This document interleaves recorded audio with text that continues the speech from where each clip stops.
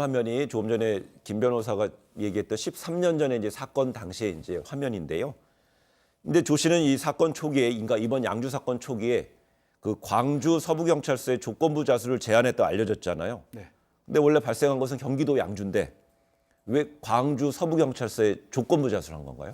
뭐 두 가지 시나리오가 있지 않을까 생각이 되는데요. 그 첫째는 그 광주 자체가 상당히 생활 공간이기 때문에 예. 수사를 받는 입장에서 편리하다고 판단하는 점이고요. 네. 또는 이제 광주 서부서에는 처음에 이 사건을 그 바라봤을 때 살인죄보다는 상해치사죄로 혐의를 바라본 것 같습니다. 그 근거 자체는 이를테면 그 혈흔의 양도 상당히 네. 그 적었고 또 이를테면 정말 그 살해를 할 이유가 무엇이 있었겠느냐에서 의문을 갖는다. 왜냐하면 지금 투자금에 대한 이제 문제인데 살해를 하게 되면은 투자금을 회수받지 못하는 상황에서 과연 살해를 할 계획과 의도가 있었느냐. 그러니까 광주서는 상해치사로 바라본 반면 지금 그 경기도에 있는 이 서에서는 이것은 분명히 그 살인이다. 그러다 보니까 이 조모 씨의 입장에서 양형에 있어서 수사의 편리성에 있어서 차별성을 두고서 이와 같이 조건부 자수를 제안한 것이 아닌가 생각이 되고요. 또 다른 시나리오는 이것과 별개로 혹시 수사의 혼선을 주기 위해서 이른바 수사기관을 무엇인가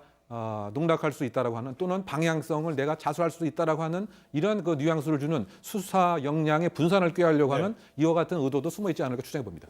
근데 뭐 광주 서부서든요, 경기도 양주서든 우선 신병을 확보하면 될 텐데 왜 경찰에서는 그동안에 조 씨의 제안을 받아들이지 않아서 만약에 신병을 확보했다면 수사가 조금이라도 진전되지 않았을까라는 의문이 듭니다. 네, 이게 마음대로 할 수 있는 것은 아닙니다. 이 사람이 뭐 이른바 조건부 자수라고 하는데 그게 법률적인 용어는 아니고요.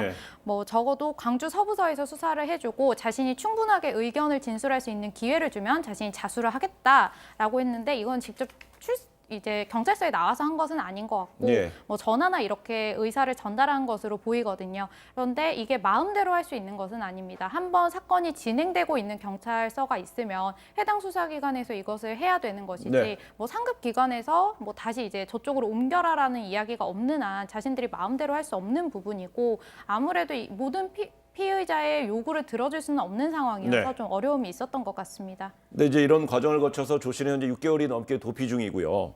경찰은 그의 대략적인 소재를 파악하지 못하는 것으로 전해지고 있는데 이 조 씨는 도피 중에 지인에게 이 문자를 보내서 올해 환갑 장치는 못하겠어, 못할 것 같다는 이런 식의 그 문자까지 보냈다고 그래요. 여유로운 것 같기도 하고요. 그렇죠. 그리고 결국 이제 장기 도주를 충분히 자신할 수 있다고 이렇게 그 얘기를 하고 있는 것 같습니다. 그것이 가능하기 위해서는 도와주는 조력자가 분명히 그 있는 듯하고요. 또 상당 기간 도주할 수 있는 자금의 원천도 있는 것은 아닌가 생각이 됩니다. 더군다나 과거에도 이와 유사한 그 도주 경험에 근거해서 이번에는 검거되지 않겠다. 즉 아날로그식 도주를 하고 있는 것이 아닌가 생각이 듭니다. 휴대폰을 전혀 사용하지 않는다든가 이동할 때에는 대중교통만을 사용한다든가 즉 바꿔 얘기하면 디지털 연결을 하지 않으려고 하는 이런 입장이 아닌가 그 생각이 됩니다. 따라서 이제 경찰의 그 수사 역량이 상당히 중요하지 않는가 그 생각이 되는데요. 왜냐하면 이것은 장기간 도주하게 되면 상당한 불안감도 분명히 있는 이런 상황이기 때문에 지역적 연고감과 또는 과거에 인연이 닿았던 그런 곳에 있어서의 밀착적인 수사가 있어야 될 필요가 있지 않는가 생각이 되고요. 또 일각에서는 혹시 뭐 밀항을 한 것이 아닌가라고 하는 판단도 있지만 이미 그 출입국 금지를 다 해놨고 따라서 이제 경찰의 수사 역량을 지금 바라볼 사항으로 생각됩니다. 근데 이제 우선은 이제 조 씨가 부두목으로 있는 국제 PJ파에 대한 관심도 쏠리고 있는데요.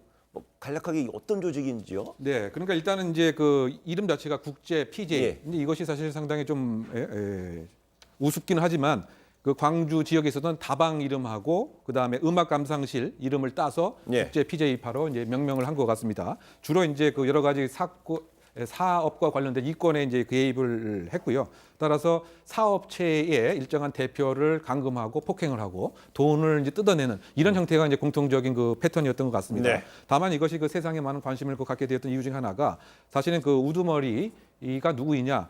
그래서 혹시 그 여운환 씨가 아니느냐 이런 추정이 많이 있었던 것이죠. 이 여운환 씨라고 하면 그 모래시계의 그 가상적 인물로 등장을 했고 더군다나 그 홍준표 전 대표에게 사시미카를 전달한 것이 아니냐 이런 것에 세상에 흥미를 자아냈습니다. 그런데 이제 한 방송에 나와서 정작 여운환 씨는 그 당시에 홍준표 검사에게 직접 전달한 것이 아니고 그 아파트에 살고 있었던 비슷한 이름이 있었다. 홍순표라고 말이죠.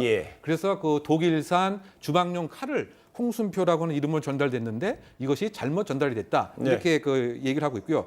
또 본인이 결국은 대법원까지 가서 징역 4년형을 받긴 했습니다. 그럼에도 불구하고 본인이 모래시계 조폭 모델로 이렇게 여겨지는 것은 뭔가 부당하다. 나는 조폭 두목이 아니다. 이런 입장으로 대법원에 재심까지 청구를 했지만 이것이 결국 이제 기각이 됐습니다. 그래서 그 지금 여운한 씨 얘기는 자기가 두목이 아니고 사실은 김 모 씨가 지금 그 국제 JP파의 두목이다. 이런 항변을 하고 있는 상황이죠.